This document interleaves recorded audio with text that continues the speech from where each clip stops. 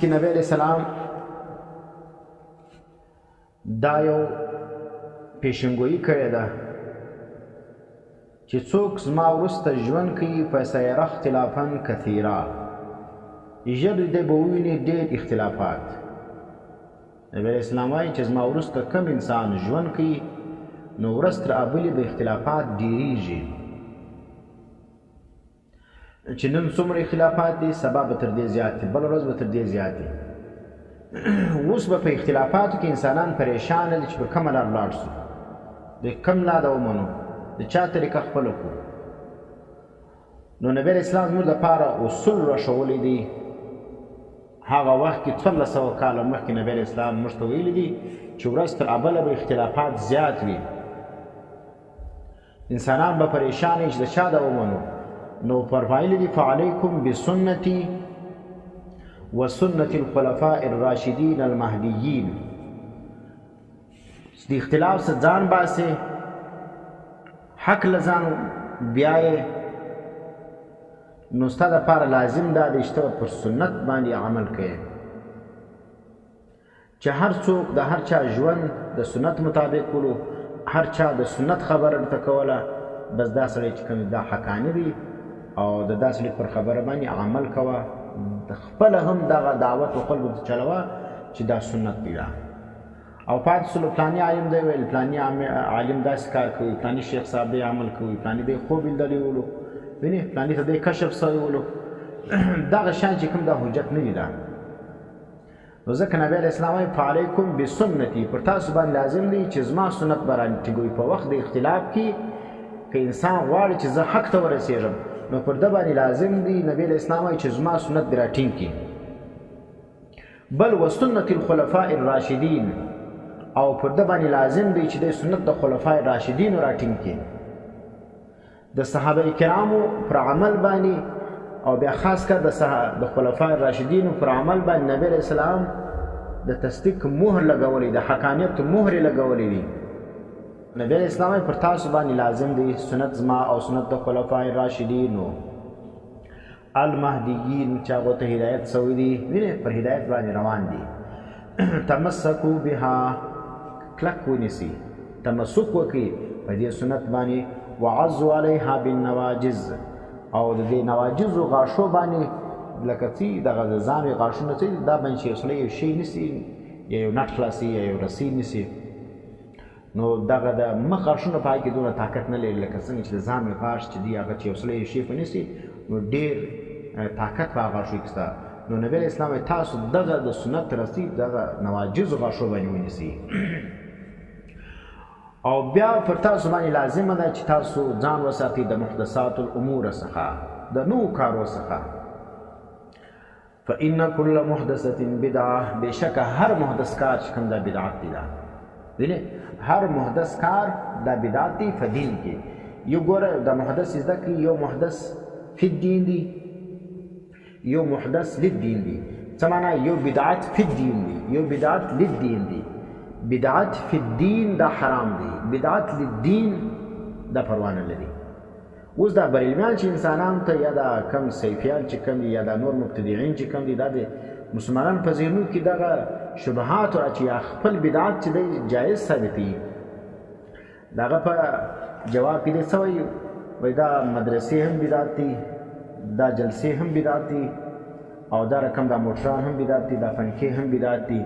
وینې دا اوس چې کوم ژوند دی، جازونه دي، یا دا کومه ټکنالوژي ده، د ایټم بم دی، دا مشین دی چې خلک په دې باندې د کفار سره جنګونه کوي، دا ټول شان وایي دا خو بدعت دي. دا نو لغتا بالکل دا بدعت دي. دا زموږ په لغت په بدعت لغوي کې خبره نه ده. بدعت شرعي لراسه، بدعت شرعي کې بیا حسن نسته، بدعت شرعي ټول چې کوم دی هغه ګمراهي ده. او بدعت فی الدین معنا دی، بدعت للدین نه دی معنا. دا چې کوم شان راوتلی دي وینې دا بدعت للدین دی، دا بدعت فی الدین نه دی. دا ذرایع دي، دا اسباب دي. او پاتې سلو ستا چې کوم شیان دي چې ته کوم میلاد کوي یا دا نور چې کوم بدعات دي، دا ته چې دا تا په دین کې راایستلي دي، باقاعده په دې باندې ته دلایل وایې، په دې باندې ته ثواب غواړې، او دا د حق او د باطل معیار ګرځولی دی. که چا نه وکړي هغه د حق څخه سرغړونکی سړی بولي، هغه باطله باندې بولي، او دا چې کوم ستا بدعت دی دا ته د اهل سنتو او شعار بولي. نو په دې وجه باندې دا چې شلو دا یو بدعت فی الدین دی، یو بدعت للدین دی.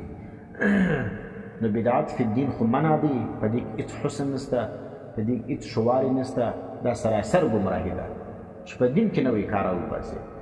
او پاتې سلو بدعت للدین چې هغه زرعي دي، د دین دپاره دي، د دین د تقویت دپاره ایجاد سوي وي، نو هغه بیا پروا نه لري.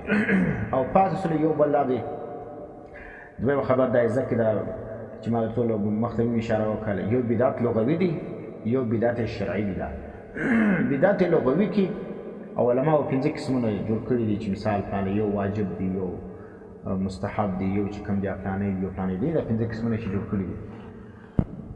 نو هغه بدعت چې کوم دی هغه لغوي دی، شرعي نه دی.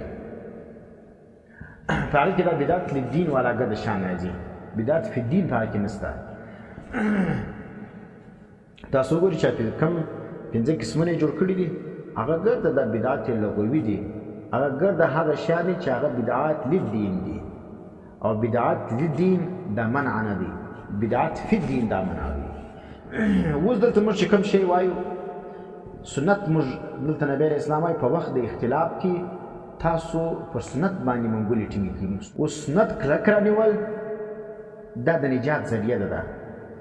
او دلته چې موږ د چا سره پر کوم کتاب باندې د هغه تحقیق دی، د هغه شی موږ تاسو ته واضح کړو چې تحقیق المختار او الفتاوا المیوندیه دا دوه ډېر ښه علما دي، خو لیکن دا کلي دي سرو مسایلو کې دي ګمراه سوي دي. د سنت تعریف چې دی وپېژني نو بیا به دی د ډېرې ګمراهي څخه دی خلاصې. دغه دوو علماو چې استاد او شاګرد دي په خپل کتاب کې د ډېر دجل او د تلبیس څخه کار اخیستی دي. دا رقم شیان چې علما کرامو پر هغو باندې د بدعاتو حکم لګولی دی. جمهور علما وایي چې دا شی بدعت دی، دا ګمراهي ده، دا په دین کې اضافه ده. دې ډول اړ سوي دي پر هغه باندې د سنت اطلاق کړی دی، هغه ته سنت ویلی دي. نو اوس موږ تاسو دا ذکر کوو چې سنت وایي څه ته؟ سنت په لغت کې وایي عادت ته، وینې؟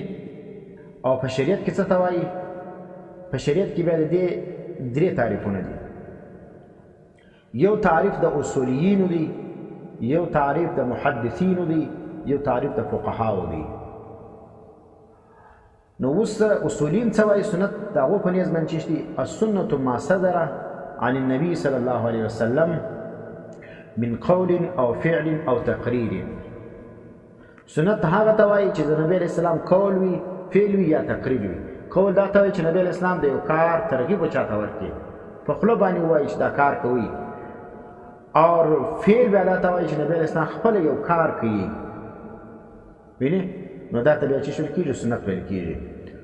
او تقریر بیا دا ته وایي چې د نبی علیه السلام مخکې یو صحابي هغه یو کار وکړي او نبی علیه السلام یې وویني او بیا پر هغه باندې منع نه وکړي، نو دا هم سنت دی. دا د اصولینو تعریف دی. معنی په اصولو کې که سنت ذکر سو دغه شی مراد دی، قول د نبی علیه السلام، فعل د نبی علیه السلام او تقریر د نبی علیه السلام. دا په اصولو کې وینې، اصول فقه کې. او یو تعریف د محدثینو دی، هغه څه السنة ما اثر عن النبي صلى الله عليه وسلم من قول او فعل او تقریر او صفة خلقية او خلقية او سیرة سواء كان قبل البعث او بعدها. سنت څه ته وایي؟ چې د نبی علیه السلام څخه نقل سوي وي، معنی د نبی علیه السلام څخه نقل هغه که قول وي، که فعل وي، که تقریر وي، او که د نبی علیه السلام صفت خلقي وي که خلقي وي، معنی د نبی علیه السلام د صورت متعلق وي او که د اخلاق متعلق وي. بیا هغه برابر ده که قبل البعث د نبی علیه السلام د اخلاقو او دغه ذکر وي، د صورت ذکر وي، او که بعد د البعث وي. دا بیا په نیز د محدثینو دی چې هغه خالد نقل ته اعتبار وکړي چې د نبی علیه السلام حالات او اقوال او تقریرات او د نبی علیه السلام ژوند تاسو ته را نقل کړي.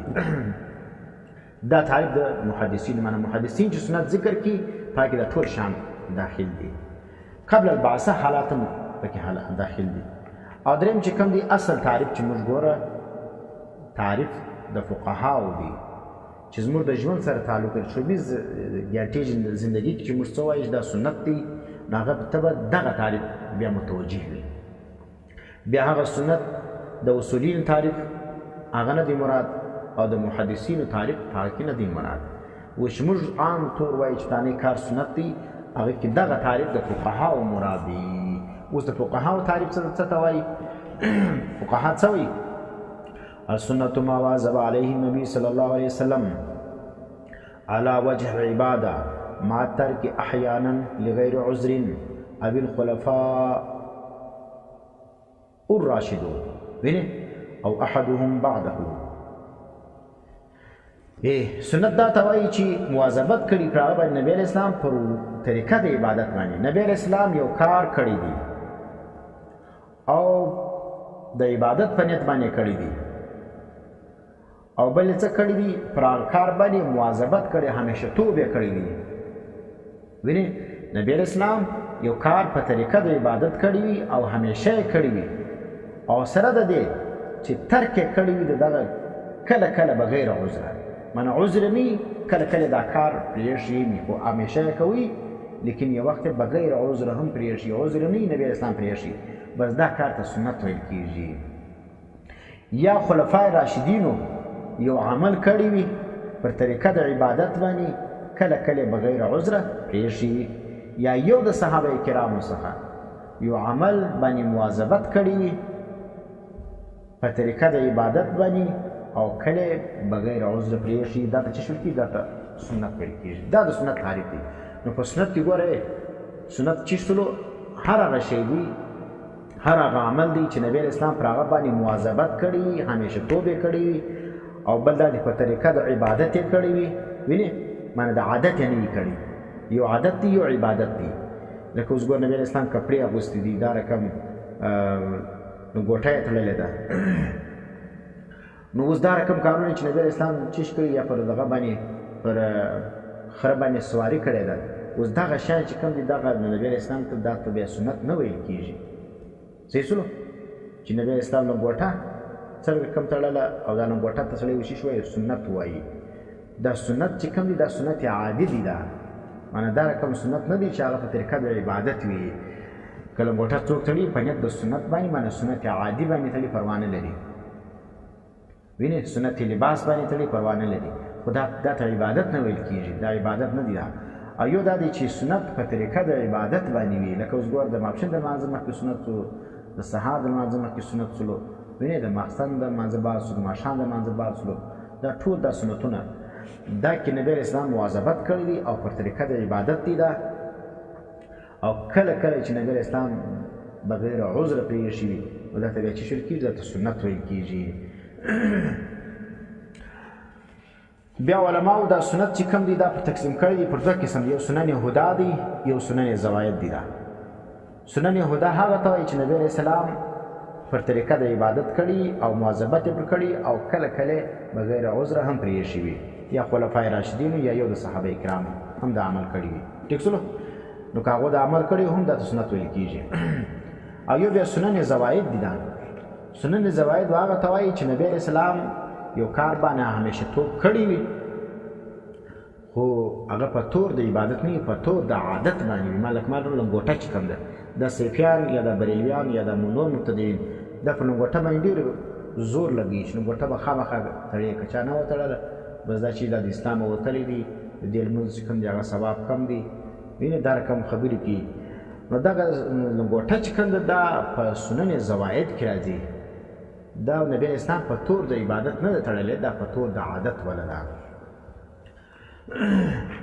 اوس موږ دا ذکر کوو سنت تعریف موږ د ذکر کوي او بل چې کوم دا کتاب کې ذکر کوي دا پلانې کار دا مستحب دی دا مستحب څه ته وایي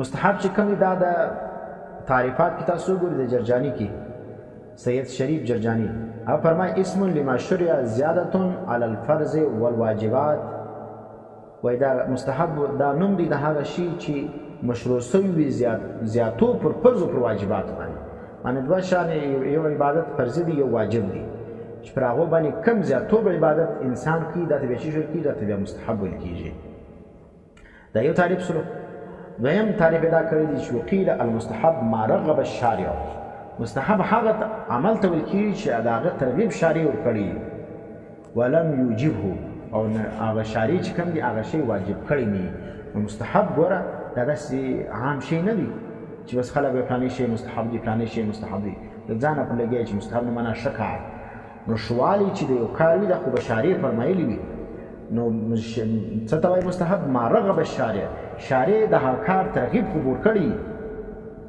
خو واجب کړی نه څه معنا وایي چې ته وایې میلاد مستحب دی نو د میلاد پر مستحب والي به ترغیب د شارع ته ذکر کوي وینې پلانی کار چې کوم دی هغه مستحب دی نو پر هغه باندې به حدیث د نبی علیه السلام ذکر کوي یا به د قرآن آیت ذکر کوي چې هغه شارع چې کوم دی حقیقي یا شارع مجازي هغه څه شو کړي ترغیب خو کړي نو او واجب کړي نه او بل دی دا کار مندوب دی دا مندوب او د مستحب د فقهاو په نظر باندې هو الفعل الذي يكون راجحا على تركه في نظر الشارع د فقهاو په نظر باندې مندوب هغه دی چې دا کار کول دا راجح پر ترک باندې په نظر د شارع باندې د شارع په نظر باندې دا کار کول دا راجح پر ترک باندې ويكون تركه جائزا او وی ترک دا جائز په الفاظ جلا دي تقریبا مندوب او مستحب دا تقریبا یو شی سره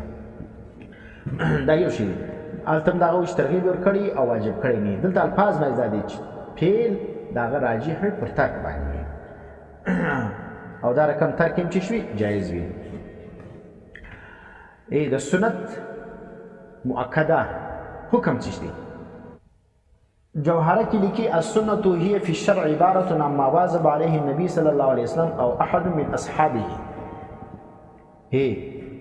سنت څه ته په شریعت کې دا عبارت دی د هغه کار چې مواظبت کړي نبی علیه السلام یا یو د صحابه کرامو او اجر ورکول کېږي بنده لره پر اتیان د هغه باندې او پر ترک باندې ملامتېږي معنی که چا وکړي خو ثواب میلاویږي که چا نه وکړي ملامت دی دا سړی او دا سنت چې کوم دی دا بیا شامل دی قولي لره فعلی لره وینې د نبی اسلام قول او فعل دواړو شامل دي فقیه ابو اللیث فرمای السنة ما یکون تارکها فاسقا سنت هغه دی چې د هغه تارک فاسق وي ګوره اصل شی دغه دی چې موږ دې سره جګړه ده په دې شي باندې ګوره دا ډېر شیان اوس موږ ذکر کوو دې ته دې سنت وایي او د سنت حکم دا دی چې د هغه تارک به څه شي فاسق وي او که چیرې چا انکار وکړي دا مبتدع جوړیږي او نفل چې کوم دی هغه دا دی چې لا یکون تارکو فاسقا د هغه پرېښوونکی فاسق نه بلل کېږي او نه منکر چې کوم هغه مبتدع بلل کېږي نو اوس دغه شیان چې کوم دی ذکر کړي دي دا زموږ د علاقې بریلیانو و دې شیان ته دوی سنت وایي حالانکې دا سنت نه دی دا بدعت ده نو که چیرې دا سنت سي نو بیا به دا زموږ ټول اکابر چې کوم دي هغه فاسقان سي نعوذ بالله او هغه د دې شیانو انکار کوي دا مبتدعین سي ده لکه اوس ګوره التحقیق المختار صفحه نمبر 40 کی لکھی و چاروں مذاہب کا اجماع ہے کہ نماز کے بعد اجتماعی دعا کرنا ثابت اور سنت ہے دې ذکر دا خبره وکړه چې اجتماعي دعا ثابته ده معنا په حدیث ثابته ده او سنت هم ده نو اوس تاسو سوچ وکړئ چې یو شی ثابت سي په حدیث باندې او هغه سنت وي نو د هغه باندې یو سړی د بدعات حکم لګي یو سړی چې کوم دی هغه کوي نه وینې هغه یې پرېږدي هغه دونه قدر د سنت عقیده نه ورته لري نو بیا به چې سي دا سړی د دې په نیز باندې دا فاسق دی او دا سړی مبتدع دی اوس دغه اجتماعي دعا د منظور بعد چې کوم اجتماعي دعا ده دا زموږ اکابر استحباب حکم ورته لري وینې زموږ د اکابر په نیز باندې دا صرف مستحب کار دی خو بیا ډېر شرایط ذکر کړي دي چې دا به د امام او مقتدي به په دا دعا کې سره لازم نه وي سره یو د بل تابع به نه وي د سلام بعد مقتدي او امام چې کوم دا سره خلاص دي چې سلام وګرځول سلو مقتدي له دا اجازه شته چې د خپل کار دپاره دی ولاړ سي، خپله دعا هم کوی سي او که چیرې امام ته کښېني هغه سره دعا هم کوی سي. ګوره سر لازم و ملزوم نه دي دواړه. او بل دا دی دا دعا چې کوم ده دا ضروري نه ده چې هر وخت به کېږي خامخا. امام به خامخا هره ورځ دا دعا کوي، یو وخت هم نسي ولاړی دی. دا دونه قدر التزام د دې دعا کول دا شی بیا یې چا لره بدعت لره بیا یې. که د امام یو ورځ کار ولو وینې ضروري کار یې ولو نو دعا چې کوم د هغه دی پرېښوی سي دا دعا. خپله دعا مختصره وي کې ولاړېدی سي. لیکن زموږ په معاشره کې دا تصور کېدی نه سي چې څوک دی د سهار د لمانځه بعد یا د مازدیګر د لمانځه بعد امام دې د مقتدیانو مخکې ولاړ سي. نو دی و دې ته سنت وایي. او بل دا د خلکو سره لازمه ګڼلې ده. او بل دا دی که چیرې دا دعا شروع وله یو چا نه کوله، څوک چا ذکر کوي، یو چا بل دغه په مخه کې د خیر کار په مخه کې تلاوت یې کوي وینې یا ولاړ سي یو بل کار وکړي یا دغه ولاړ سي خپله دعا وکړي، نو دا خلک چې کوم دي دا په بد نظر بیا ورته ګوري.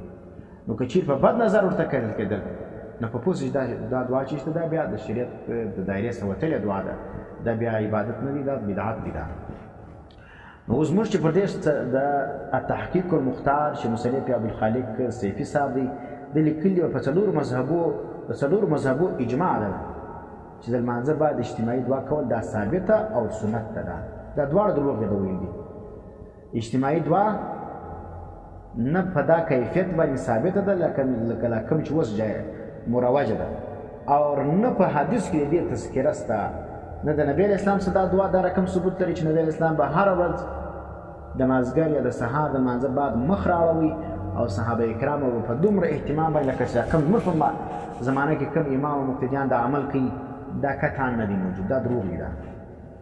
او سنت ما د ټول سنت هغه عمل ته وایي چې نبی اسلام مواظبت پر کړی پر عمل باندې. نو ته چې دغه اجتماعي دعا ته سنت وایې پر دې باندې مواظبت ته ثابت کړه، دا ستا هغه اکابرین چې ته هغو ته خپل مشران وایې چې مړي دي که ژوندي د هغو په کتابونو کې ته ثابت کړه چې یو حدیث دې ثابت کړي دا رقم چې نبی اسلام دا اجتماعي دعا کړې وي او مواظبت یې باندې کړی وي. بیا صحابه کرامو خلفای راشدین دور راغلی دي، نو دا دعا چې کوم ده دا رقم شی نه وله چې دا خالي د دې زماني خلکو ته دا عبادت شته او د هغې زماني خلکو دا کار نه کوي.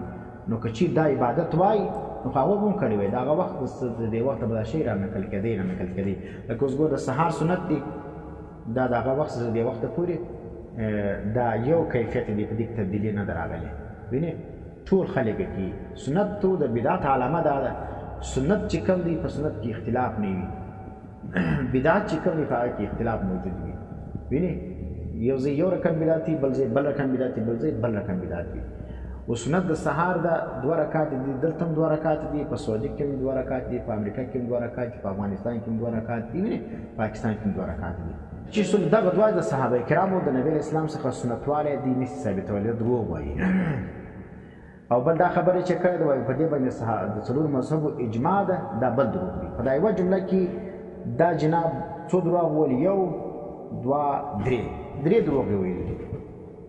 یو دا ویلي دي چې اجماع ده د څلورو مذهبو، نو چې په څلور مذهب باندې یو سره اجماعي شی ثابت سي او پر هغه باندې بیا څوک د بدعت حکم نه کوي.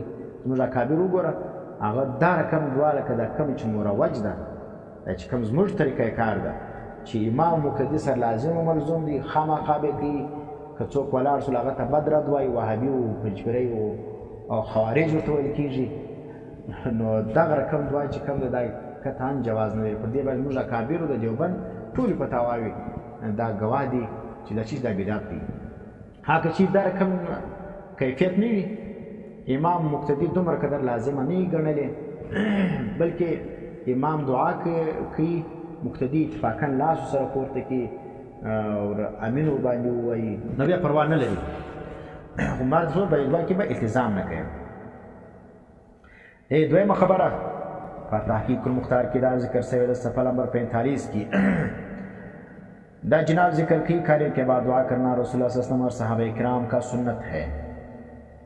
وایي د ډوډۍ بعد دعا کول دا د نبی علیه السلام او د صحابو سنت ده. تر دا ځای خبره ټیک ده، ډوډۍ بعد دعا کول موږ هم وایي سنت ده. اوس اور اجتماعی دعا کرنا سنت ہے دا دروغ دی و اجتماعی دعا کول دا هم چیز دا سنت ده. نو اجتماعی دعا چې کوم دا ګوره سنت موږ ویل هغه کار دی چې نبی علیه السلام مواظبت ورباندې کړی که ته دا خو نو دې بل سنت مراد دی غیر موقت به مراد دی بل مراد دی نه فتاوی میوندیه کې مولانا نور محمد صاحب ذکر کړی دی وایي سنت چې څه وخت ذکر سي د هغه څخه مراد چې شوي هغه سنت مؤکده وي. صفحه نمبر 52 کې الفتاوا المیوندیه په دې صفحه نمبر 52 کې دې ذکر کوي والسنة اذا اطلقت فهي المؤكده. سنت چې څه وخت ذکر سي د دې څخه مراد شي مؤکده وي. وینه نو دلته دی ګوره دا چې د ده سره د ده چې د عبدالخالق چې ذکر کړي دي په خپل کتاب کې د سنت ذکر کړي. نو سنت چې دی استاد دا وایي چې سنت ذکر د هغه سنت مؤکد مراد دی او د دې د عمل سم د عمل مش د سنت مؤکد دی ځکه څوک چې د عمل نه کوي بس دا بیا د اسلام او د اهل سنت څخه او د احناف څخه د ګرد وتلي دي او بیا ځي خوارج لره بس د خوارج په صف کې دي د څه شماري دا خلک نو دا چې د دې سنت مؤکد بولي نو د ډوډۍ بعد اجتماعي دعا کول دا سنت مؤکد ده.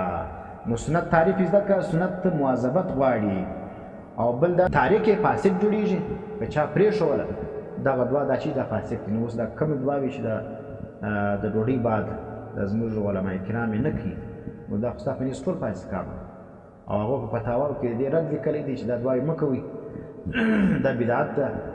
نو ته چې کوم دی هغه وایې چې چا پرېښوله نو سنت ورته وایي سنت حکم دا دی که چا پرېښو هغه فاسق بلل کېږي. نو ستا په فتوا په نتیجه کې موږ ټول اکابر چې کوم دی هغه فاسقان بلل کېږي او څوک چې انکار کوي هغه سره مبتدی دی.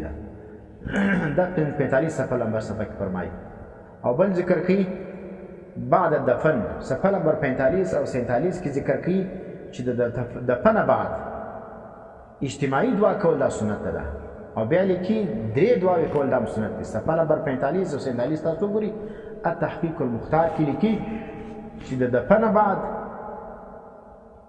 دعا کول چې هغه اجتماعي وي دا سنت ده.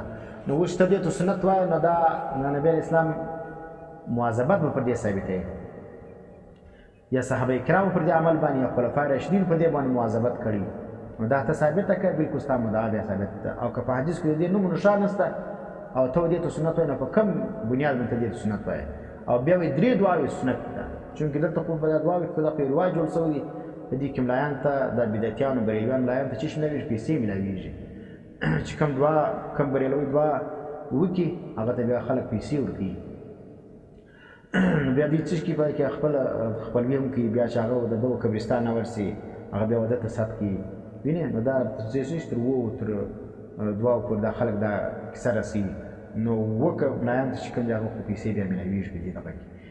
نو بعد دفن اجتماعي دعا کول دا دی وایي چې دا سنت ده او دا دروغ دي ځکه نبی علیه السلام صحابه او تابعینو سنت هغه عمل ته وایي چې په نبی علیه السلام صحابه مواظبت کړي او دوی درې دعاوې دي سنت دي دا هم دروغ دي ځکه نبی علیه السلام صحابه په دې درو دعاو باندې مواظبت نه دی کړی. شام اور بیا لکھی وہ عبادت دفن اجتماعی دعا کا انکار کرنا جاہل و متعصب کا کام ہے. وہ دفن بعد د اجتماعی دعا انکار کول دا چیز دی دا د جاهل او د متعصب کار دی. وینه نو اوس څه معنا چې دا څوک انکار کوي دا دغه په نسبت باندې ټول جاهلان دي او متعصبین دي دا. او بل دی دا ذکر کوي چې عرس چې کوم دی دا مستحب دی دا. وای عرس مستحب دی دا. نو مستحب تعریف خو ما درته وویل چې مستحب څه ته وایي چې شارع ترغیب ورکړي. نو ته ثابته که کوم حدیث کې راغلی چې نبی اسلام تاسو عرسونه کوي. مستحب څه ته وایي ما رغب الشارع ولم یوجبه. مستحب هغه ته وایي چې شارع د هغه ترغیب ورکړي واجب کړی نه. نو اوس د عرس ترغیب نبی اسلام چیرې په کوم حدیث کې ذکر کړی. او بل څه وایي وم شی چې کوم دی هغه دا ذکر کوي پر قبرو باندې دغه شنختې درول لکړی شاقلې درول دا چیز دی دا سنت کار دی دا او د صحابو معمولو دا دروغ وایي. ویني نبی اسلام یو وخت کړی دی یو صحابي کړی دا کار یو وخت کړی دی او یو صحابي دا ټول صحابو کې یو صحابي دا کار کړی دی. سنت دپاره تعریف چې کوم فقهاو ذکر کړی دي هغه دا چې مواظبت کوي. نو نبی علیه السلام مواظبت پر دغه شنختو باندې نه دی کړی. نبی علیه السلام همیشه پر مړو باندې شنختې نه دي درولي، پر یو صحابي پر یو قبر باندې درولي دي. او بیا صحابه کرامو ټولو دغه عمل نه دی کړی. تاسو وګورئ جنت البقیع کې یا جنت المعلا کې چې کوم د صحابه کرامو قبرونه دي، تصویران یې وګورئ، د حاجیان صاحبان ځي حج لره، ورته پر قبرو باندې صحابو شنختې ولاړې دي که نه دي ولاړې؟ که هغو ولاړې بیا ټیټ وي، که د هغو ساده قبرونه دي نو لیکن ستا سره زموږ جګړه پر څه باندې ده؟ پر دې شي باندې ده چې ته ورته سنت وایې. دا سنت نه دی.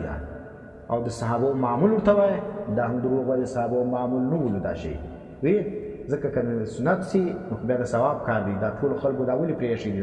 زموږ د اکابر د علمای دیوبند قبرونه وګوره، پر هغو باندې شنختې نه دي ولاړې. د صحابو معمول سي نو بیا زموږ اکابرین چې کوم دي ټول د دې سنت تاریکینو نو ستا په نیسو دا فاسقان سو درسره، ځکه د سنت تاریک چې کوم دی هغه فاسق بلل کېږي. نو ګوره دا موږ چې اختلاف دی دا ډېر کوچني اختلاف نه دی.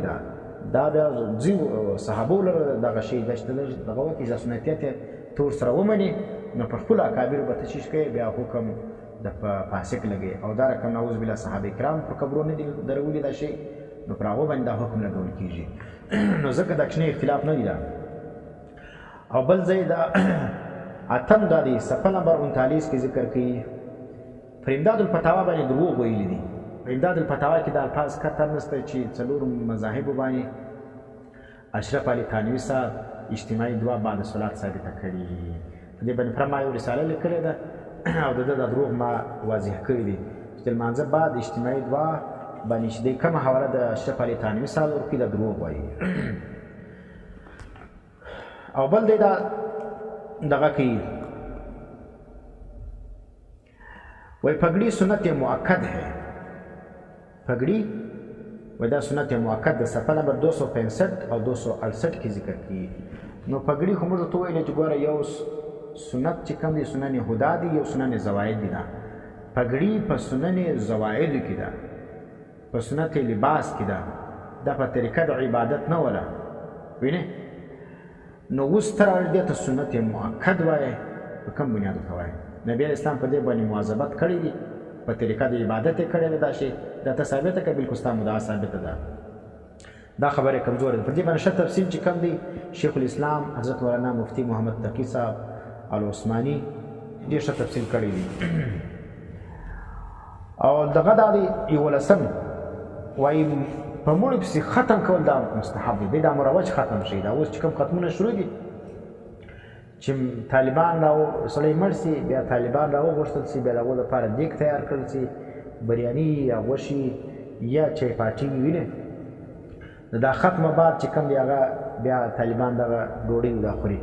نو وایي موږ خیرات کړی دی هغه بیا ختم کړي. دلته عوض دی. ګوره معلومه خبره ده چې طالب راځي د هغه نیت د هغه دی چې ډوډۍ راته میلاویږي، او د ده د هغه نیت دی چې ډوډۍ ورکومه چې تلاوت وکړي، قرآن نه ختم کړي. نو ستا او د ده خو دا بیه سوله سره وینې. دا خدای لکه صحیح چې دوکاندار ولاړ شي د هغه څخه پیسې ورکړي، د هغه څه یو شی راکړي. نو دا تلاوت د خدای د رضا دپاره نه دی. دا او ستا ډوډۍ د خدای د رضا دپاره نه سوله. تا د تلاوت دپاره ورکړه او تلاوت د ډوډۍ دپاره سلو. نو تلاوت چې دی هغه صحیح نه سلو، ډوډۍ دې ملاړه. نو صحیح کار دا دی چې پکار دی چې بس هغې خیرات وکړل سي. ختم چې کوم دی هغه دا اوس مروج ختم دا صحیح نه دی. دا ځکه په دې کې چې سلو دا ختم بنیاد غلط دی. دا په دې کې نیت فاسد دی. دا علامه شامی صاحب په دې باندې ډېر ښه تفصیل لیکلی دی مجموع رسائل کې، بیا هلته وګورئ. نو دا مروج ختم دی چې شوی مستحب وایي. نو چې دا مستحب سلو نو ترغیب د شارع به ثابتې. مستحب تعریف دا دی ما رغب الشارع ولم یجبه. ترغیب به شارع ورکوي. نبی علیه اسلام کوم حدیث کې فرمایلی دي چې تاسو په مړو پسې ختمونه کوئ، او بیا دغه ختمونه چې دا کوم ته کوئ دا ختمونه حکم په حدیث کې ثابت کړه. 12 شی دا دی وایي د مړو سره په قبرو کې تبرکات ښول، د تصوف شجره سوله یا د اولیاو لباس وینې لکه جوبه یا دغه کپړې سولې یا د کعبې شریف په پرده سوله یا رقم نور دا رقم بابرکت شان ایښول دا جائز اور مستحب عمل دی. نو په دې شي باندې ته مستحب وایې ترغیب د شارع ثابت کا. موږ ته ترغیب د شارع په دې کې نه دی معلوم. که چیرې تا ثابت کړي نو بیا بالکل دا مستحب والی صحیح دی. او که چیرې ترغیب د شارع تا نه کړي ثابت نو په پوه شي دا شی چې کوم دی هغه غلط خبره ده. او بل دی دا وایي د اسقاط چې کوم دی دا مروج دا اوس بالکل دغه په بدعتوالي کې هېڅ شک نشته. وینې چې سړی مړ سلو بس خلک چې کوم دی هغه دستي د اسقاط پسې ګرځي. هغه اسقاط بیا څنګه دی په کومو پیسو باندې ګرځي د مړي پیسې راواخلي هغه میراث مال وي او په هغې کې مال کې چې کوم دی د کوچنیانو حق هم شته د ښځو حق هم شته د ګردو حق پکې دی نو مشترک مال دی.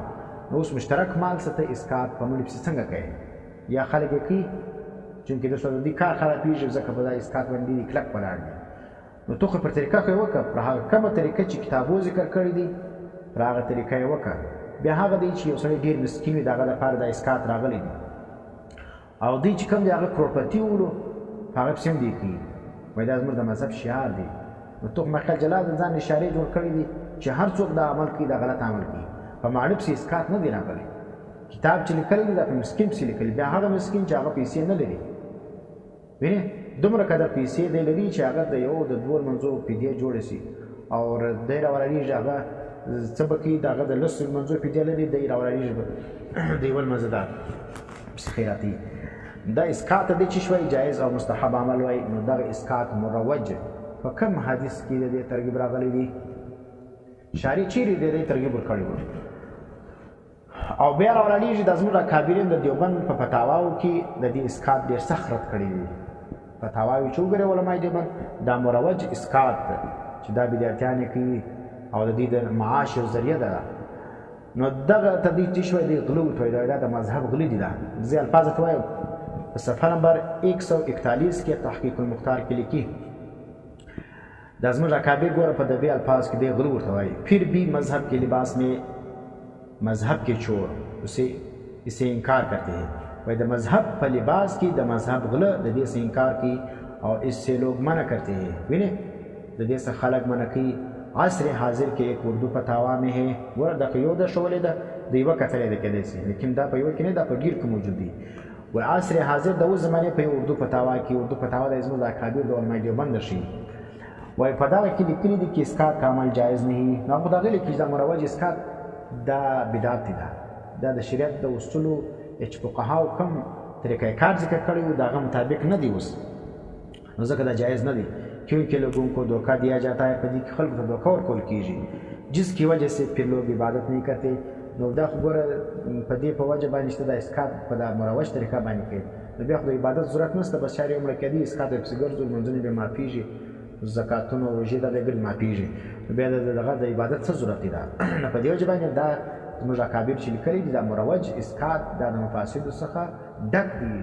د دې ترشوالي بدوالي زیات دي په کار یې دا پرېښول سي دا بدعت دی. دا او دوی دا چې دا مستحب عمل دی. نو ترغیب د شارع په کې ثابت کړي چې دا مروج اسقاط ته نبی اسلام چې شو کړی ترغیب یې ورکړی. بیا تدفین کے بعد کچھ خیرات کرنا مستحب ہے. اوس نو مستحب بیا تا ورته وویلې نو د تدفین بعد کوم حدیث کې راغلی چې نبی اسلام وایي چې دا چې کوي په مړي پسې هلته خیرات کوي.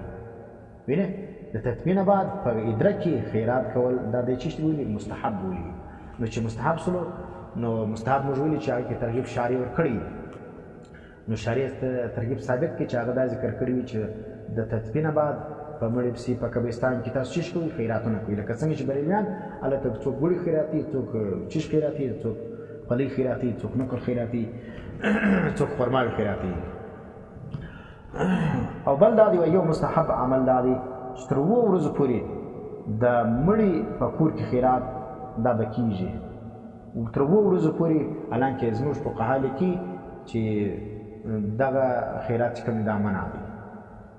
وینې درېیمه ورځ باندې چې ورځ متعینه سي یا 40مه شوله یا کلیزه شوله نو دا چې دا ګور دی دا ته مستحب وي. نو ترغیب د شارع ثابت کړي چې نبی اسلام ویلي دي چې تر 7 ورځو پورې په مړي پسې خیرات کوي ځکه تا مستحب تورې ورته استعمال کړي دي. مستحب هغه ته چې پکې ترغیب د شارع موجود وي. بل دا ذکر کوي وایي د مړو دپاره دا ختم کول دا مستحب کار دی. نو دا خو موږ مخته ذکر کړل او بیا دلته دروغ دا ذکر کوي به صحابه کرامو به دا رقم ختمونه کول، راجمع به سولو بیا به په یو صحابي پسې ختمونه کول او په جمع سره به دعاوې کولې او هر وخت په هر ښار کې مسلمانانو د مړو دپاره ختمونه کول. دا هم دروغ خبره ده. په دا کیفیت باندې نو ټیک دی راجمع کېدل به ختم بیا وکړي، د هغه وروسته بیا د ډوډۍ تذکره خو نشته چې هغه کور والا به ډوډۍ ورکوله، دوی بیا ختمونه کول. وینې دا رقم راجمع لکه اوس یو واقع پېښ شي بیا مسلمانان سره راجمع شي، یاره بیا دا خو ډېره پټه کیسه پېښ شوله، یو مصیبت رالي داسې ختم وکړو. نو اوس چې راجمع شي دا ګوره اتفاقي او دا رقم اجتماع که وشي د ختم دپاره پروا نه لري. یو دا دی لکه زموږ د چې کوم رواج سوی دی چې مړی وسلو خامخا به په درېیم ورځ باندې طالبان راجمع کېږي، د مدرسو څخه راوستل کېږي، دلته به دیګونه تیارېږي او طالب خوشحاله دی، تر ختم دی او ډوډۍ ته خوشحاله دی.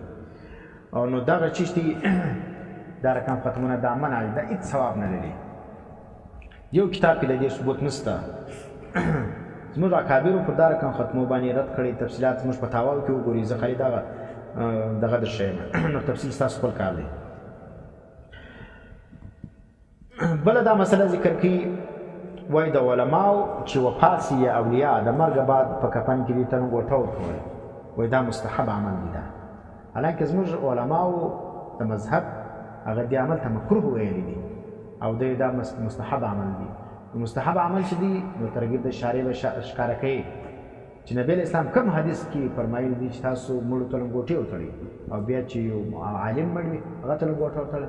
د مړو لنګوټې خو چې کوم دي دا د بریلویانو یو شعار دی. دا مسله هم دی د بریلویانو ده. وینې بریلویان چې کوم دي هغه مړو ته لنګوټې وتړي نو دی هم وتړي او دلته دی د مذهب په لباس مذهب نوم استعمالي د هغه په نامه باندې بریلویت ته ترویج ورکوي. دا صفحه نمبر 149 کې ذکر شوی ده.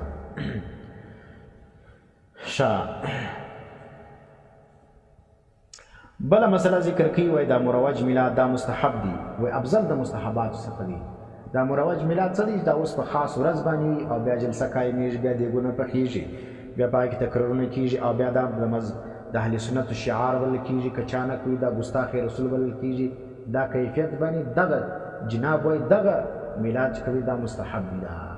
نو میلاد خو موږ په ګرد کال کې مناوو، هر وخت قرآن تلاوت کوو، استادان شاګردانو ته بخاري وایي، مسلم وایي، ترمذي وایي. وینې ټول ورځ چې کوم دی هغه میلاد دغه ته وایي چې نبي علیه اسلام د حدیثو د ولادت د دې تذکرې وسي، د معجزاتو تذکره وسي. نو دا هر وخت علما هر وخت کې نو دا هغه ته میلاد نومول ته نه ورکوي. معلومه خبره شته دا د دې میاشتې لپاره دا یو خاص عبادت تا ګڼلی دی. دا اوس چې موږ دا کم تقریر کوو دا هم میلاد دی. هر خیر کار چې ته کوې د نبی علیه السلام د دین پیلاو کوې، د هغه ترویج کوې، د هغه اشاعت کوې، بس دا میلاد دی. نو دی دا وایي دا مروج میلاد دا چې دا مستحب دی. نو ترغیب د شارع پکې ثابت کوي چې نبی علیه السلام دا رقم وایي چې تاسو اجتماع وکړئ، په خاص میاشت کې کوئ او بیا په دا کې دیګونه پخوئ، په دا کې تقریرونه کوئ. دا ته ثابت که نو دا بیا بالکل موږ سره ومنو. او زموږ اکابرو ټولو دې ته چې شوي کړي دا مروج میلاد ته دغه ویل دي، بدعت ویل کېږي. او بل ذکر کوي چې په لوړ اواز باندې ذکر کول دا مستحب او جایز عمل دی. نو ګوره جهر باندې ذکر دا خو جایز دی، لیکن اولا او ښه دا دی چې انسان یې خفي وکړي. لیکن تر اورېږ دی ته بالکل مستحب وایې، معنه نو دا دی په هر وخت کې جهر کول دا مستحب بولې، نو دا خو د شریعت د حدود څخه تجاوز دی. ترغیب د شارع به ته ښکاره کوي چې په هغه کې نبي علیه اسلام دا وایي چې تاسو په زوره ذکرونه کوئ، هر وخت یې کوئ. او دوی خو راوړېږي د خپل ډانسونو د خپل نامنهاد وجدونه په دې باندې ثابتېږي چې په زوره په نعتونه شروع وي، نظمونه شروع وي، بیا جګ جګ ورته غورځي، د الله نوم یې په تور د ډول باندې استعمالوي او پسخان یې ځینې جوړ کړي د الله د نامه څخه ډول نسي ویلی. په ډول باندې خلک چې کوم دی هغه بیا ورته وایي چې دا خو تاسو غلط کار کوئ. نو راولاړ شیطان څه طریقه ور وښوله؟